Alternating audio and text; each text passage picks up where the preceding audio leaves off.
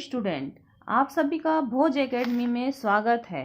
हम भोज एकेडमी में आप लोगों के लिए लेकर के आए हैं एजुकेशन संबंधी सभी लेक्चर। आपको भोज एकेडमी में 3 प्रकार के वीडियो लेक्चर मिलेंगे। एक एनिमेशन वीडियो लेक्चर, एक एनसीईआरटी रीडिंग एवं महत्वपूर्ण क्वेश्चन आंसर। तो देखिए, आज हम अध्ययन करने वाले हैं कक्षा 9th में का अध्याय 2 संविधान निर्माण। यह अपना राजनीति का चैप्टर है जिसमें हम आपको संविधान से परिचित करवाएंगे। सबसे पहले तो आप संविधान से परिचित हो जाए कि संविधान क्या है। तो संविधान एक नियमों और कानूनों का लिखित प्रलेख है। की बात करें, हम देखते हैं कि परिवार के संचालन के लिए कुछ नियम कानून कायदे बनाए जाते हैं। उसी प्रकार से देश के संचालन के लिए कुछ नियम कानून बनाए जाते हैं। तो यह लिखित रूप में जो नियम और कानून बने हैं, यही क्या है, हमारा संविधान है। इसे कोई क्या कहा जाता है, संविधान कहा जाता है। अब हम अध्ययन करने जा रहे हैं संविधान मतलब कि दक्षिण अफ्रीका में लोकतांत्रिक संविधान के बारे में। तो हम दक्षिण अफ्रीका में एक नेल्सन मंडेला नामक व्यक्ति थे जो अश्वेत प्रथम राष्ट्रपति बने थे। अश्वेत मतलब काले रंग के प्रथम दक्षिण अफ्रीका के राष्ट्रपति बने थे। और हम एक दक्षिण अफ्रीका के बारे में आपको बता दें, जिस प्रकार से भारत अंग्रेजों के गुलाम रहा था, उसी प्रकार से दक्षिण अफ्रीका भी गोरों के गुलाम रहा।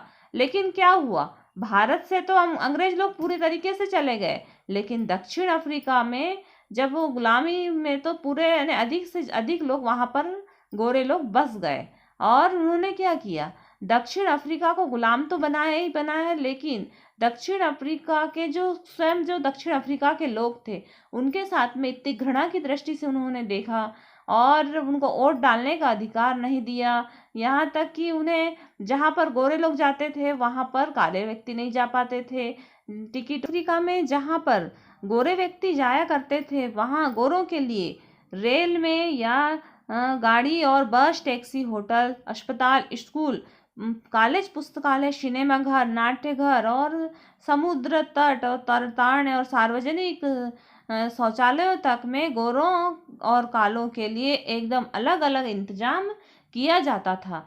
तो ये सब रंग भेद की नीति लोग थे, गोरों के द्वारा जो रंग भेद की नीति अपनाई जा रही थी, इससे जो प्रॉपर दक्षिण अफ्रीकी लोग थे, जो वहीं के निवासी थे और जिनके कारण सारी अर्थव्यवस्था चल रही थी, 3/4 लोग दक्षिण अफ्रीका के थे और उनके द्वारा ही सारी अर्थव्यवस्थाओं का संचालन होता था और उनके साथ ही भेदभाव किया जाता था।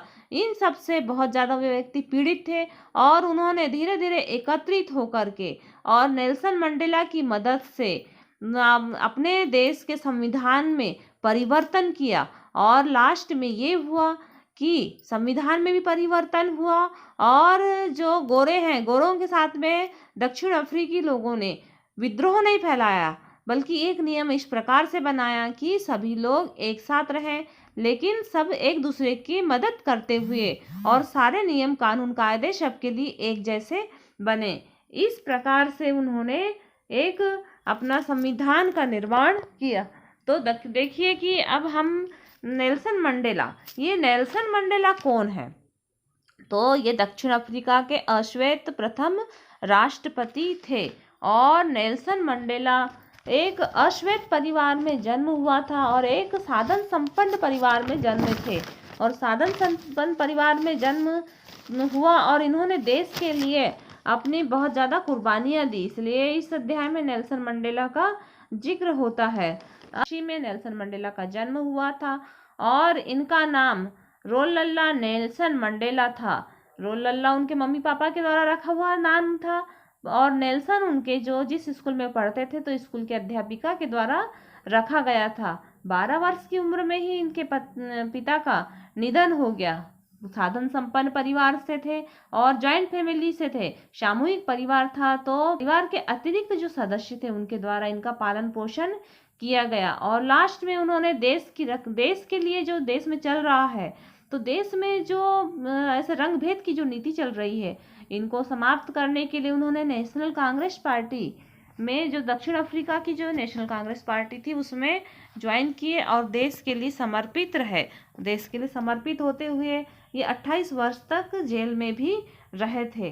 तो नेल्सन मंडेला कह रहे हैं, मैंने गोरों के प्रभुत्व के खिलाफ संघर्ष किया है और मैंने ही अश्वेतों के प्रभुत्व का विरोध किया है और मैंने एक ऐसे लोकतांत्रिक और स्वतंत्र समाज की कामना की है जिसमें सभी लोग पूरे मेल जोल के साथ रहें और सबको समान अवसर उपलब्ध हो।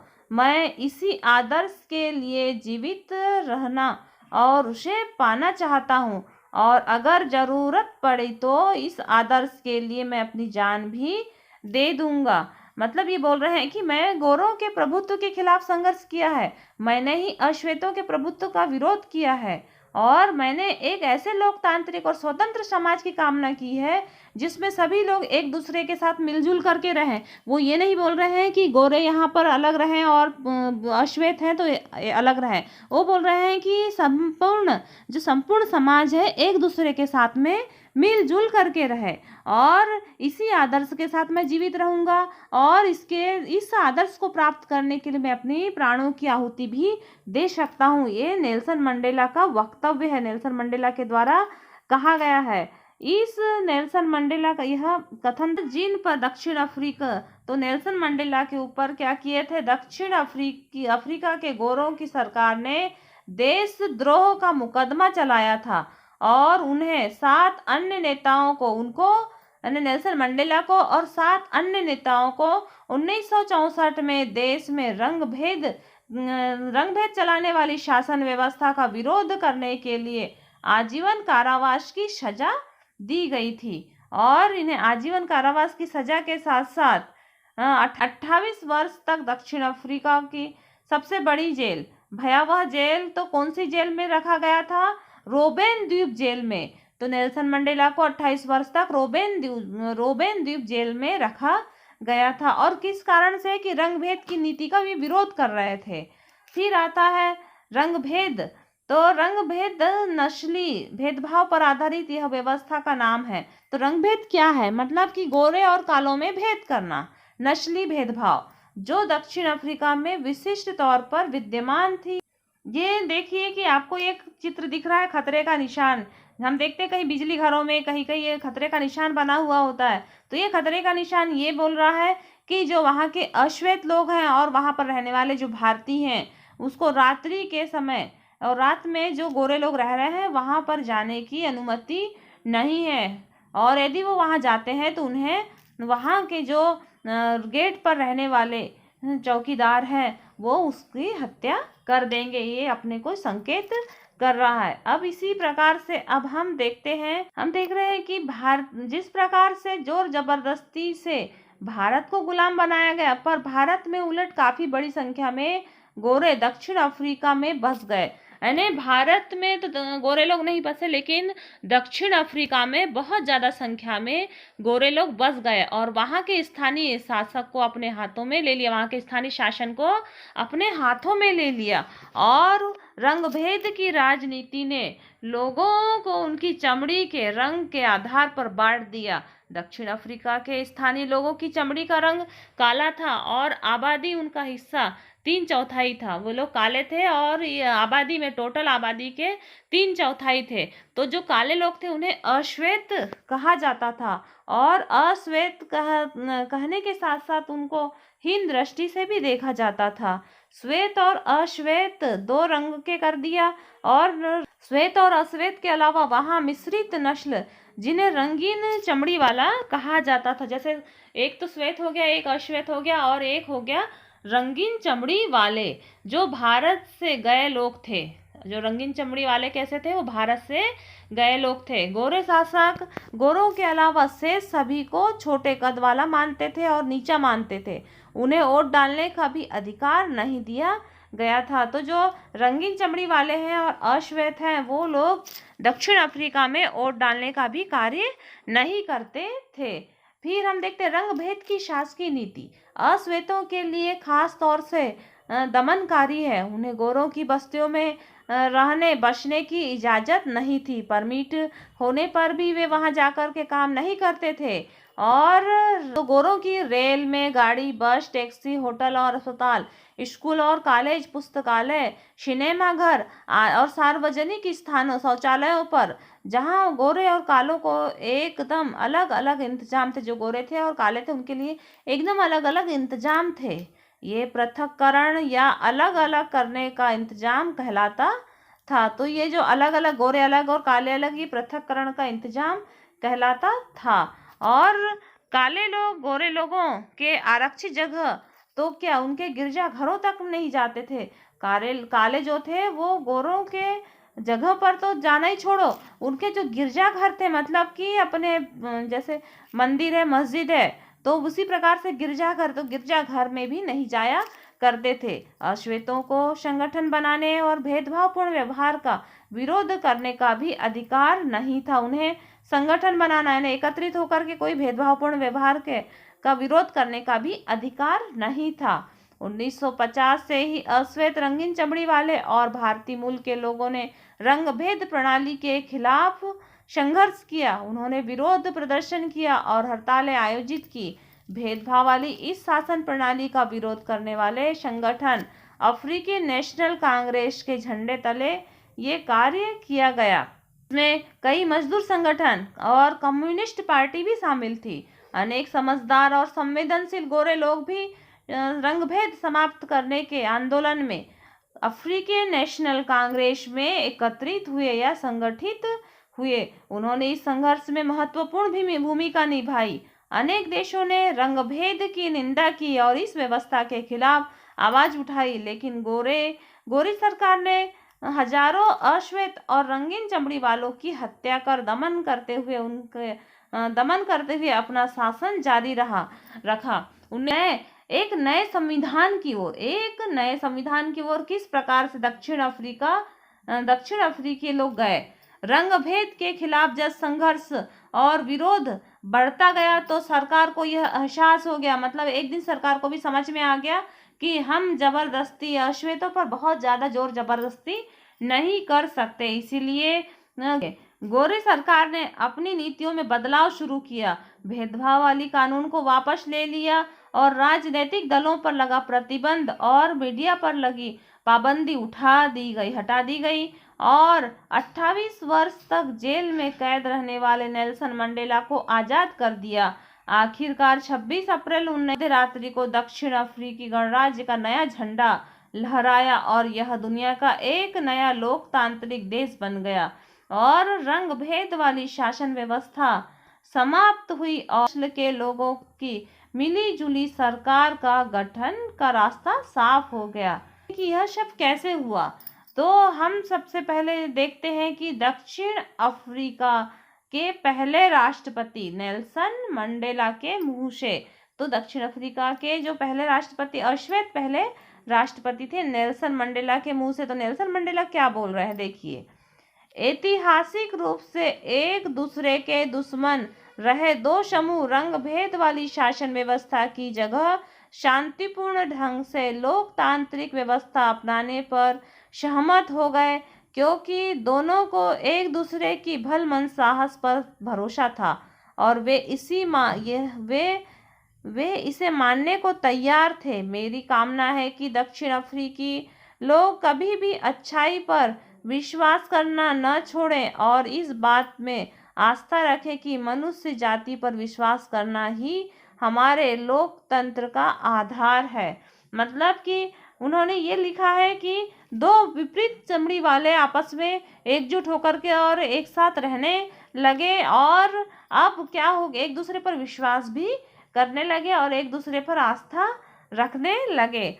तो मेरी कामना है कि दक्षिण अफ्रीकी लोग भी अच्छाई पर विश्वास करना न छोड़ें और इस बात में आस्था रखें कि मनुष्य जाति पर ही विश्वास किया जाए, मनुष्य जाति पर विश्वास किया जाए, उसके रंग पर नहीं कि वो काला है या गोरा है या वो रंग भेद वाला रंगीन चमड़ी वाला है। इस प्रकार की भावनाओं से न रखा जाए। जो व्यक्ति मनुष्य है, मनुष्य यानी एक ही जाति पर विश्वास रखा जाए। कौन सी जाति, तो मनुष्य जाति। इसी प्रकार से नए लोकतांत्रिक दक्षिण अफ्रीका के उदय के साथ ही अश्वेत नेताओं ने अश्वेत समाज से आग्रह किया कि सत्ता में रहते हुए, मतलब अश्वेतों से आग्रह किया गया कि गोरों के द्वारा जो जुल्म किया गया था उसे भूल जाया जाए और गोरों को माफ कर दिया जाए। उन्होंने कहा कि आइए अब सभी नस्लों और स्त्री पुरुष, जितने भी नस्ल हैं और स्त्री पुरुष की समानता, लोकतांत्रिक मूल्य और सामाजिक न्याय, मानवाधिकार पर आधारित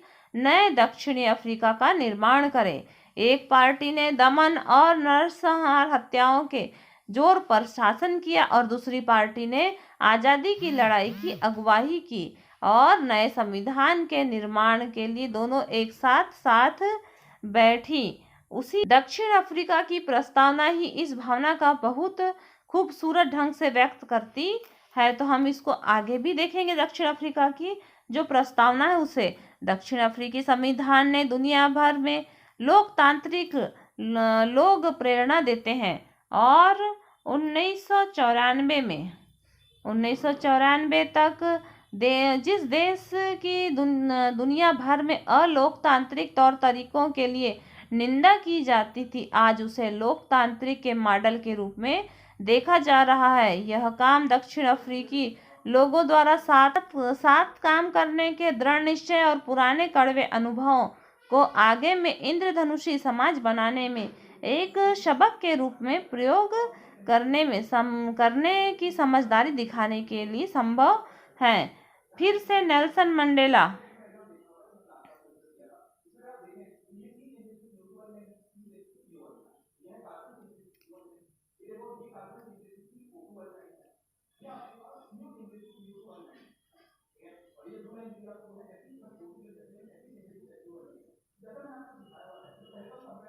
फिर हम देखते हैं नेल्सन मंडेला के शब्द। नेल्सन मंडेला के शब्द दक्षिण अफ्रीका का संविधान इतिहास और भविष्य दोनों की बात करता है। एक तरफ तो यह एक पवित्र समझौता है कि दक्षिण अफ्रीकी के रूप में हम एक दूसरे से यह वायदा करते हैं कि हम अपने रंगभेद, क्रूर और दमनकारी इतिहास को फिर से दोहराने की अनुमति नहीं देंगे। बात इतनी ही नहीं, यह अपने देश को उसके सभी लोगों द्वारा वास्तविक अर्थ में साझा करने की भी घोषणा करते हैं। तो देखिए कि श्वेत और अश्वेत, स्त्री और पुरुष और संपूर्ण लोग एक साथ एक छत के नीचे अच्छे से रहने लगे, मतलब एक देश में। उसी प्रकार से जो संविधान का जो निर्माण हुआ, इसमें 2 वर्षों की चर्चा और बहस होने के बाद संविधान बनाया और ऐसा संविधान आज तक दुनिया में नहीं बना है। इस संविधान में नागरिकों को उतने व्यापक अधिकार दिए गए हैं उतने ही दुनिया के किसी संविधान ने नहीं दिया। और साथ ही उन्होंने यह फैसला भी किया कि मुश्किल मामलों के समाधान की कोशिश में किसी को भी अलग नहीं किया जाएगा और न ही किसी को बुरा या दुष्ट मानकर बर्ताव किया जाएगा। और इस बात पर भी सहमति नहीं बनी कि पहले जितने चाहे जो भी कुछ हुआ हो, लेकिन उन सभी चीज़ों को भूल करके हमें इस नए संविधान में अपने सभी की भागीदारी और सब कुछ सभी को एकजुट होकर के रहना है और जो गोरों के द्वारा किया गया अत्याचार है उसे नहीं दोहराना है और न ही उसे हमें गोरों ने जो अत्याचार किया था तो अब सत्ता कालों के पास में है, तो अब हम उससे बदला नहीं लेंगे, बदला लेने की भावना नहीं एकत्रित करेंगे। इस प्रकार से दक्षिण अफ्रीकी संविधान के बारे में हमने अध्ययन किया है। अब हम भारत के संविधान के बारे में विस्तार से अध्ययन करेंगे। उसके लिए आने वाले वीडियो में हम अध्ययन करने वाले हैं। तो आज का अध्ययन इतना ही रहा। अब नेक्स्ट वीडियो में भारत के अध्ययन के बारे में देखेंगे।